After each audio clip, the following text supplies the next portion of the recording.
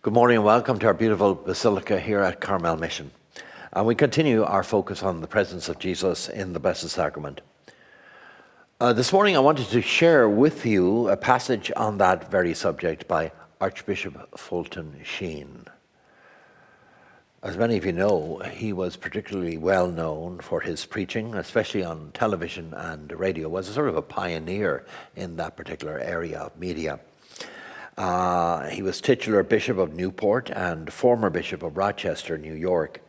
He was born into an Irish family in El Paso, Illinois, not Texas, in 1895.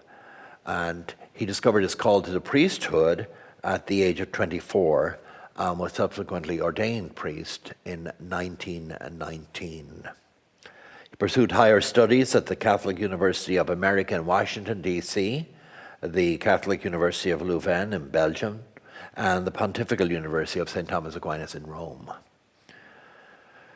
Fulton Sheen returned to the US in 1926 and began teaching at the Catholic University of America until 1950.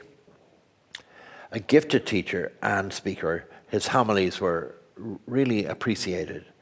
And in 1930, he began participating in a Sunday radio program called The Catholic Hour, which became very, very popular. It's estimated that it had over 4 million listeners. Can you imagine? 4 million.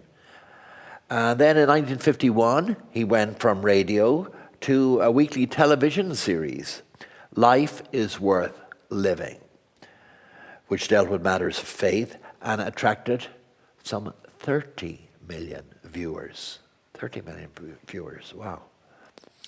He died in New York at the age of 84 on the 9th of December 1979. On July 5th of 2019, Pope Francis recognized a miracle that was brought about through his intercession. And he has now been declared blessed, or he's on the way to becoming blessed, Fulton Sheen, and hopefully that'll bring him nearer to his canonization. This passage is from his book, Life is All Living. The universe is a great sacrament. Everything is and should be a stepping stone to God. Sunsets should be a means of reminding us of God's beauty, as a snowflake should remind us of God's purity. Flowers, birds, beasts, men, women, children, beauty, love, truth. All these earthly possessions are not an end to themselves. They are only means to an end. The temporal world is the nursery to the eternal world. Sacramentalizing the universe ennobles the universal, for it bestows upon it the kind of transparency which permits the vision of the spiritual behind the material. Poets are masters in sacramentalizing creation, for they never take anything for its mere material expression. For them, things are symbols of the divine.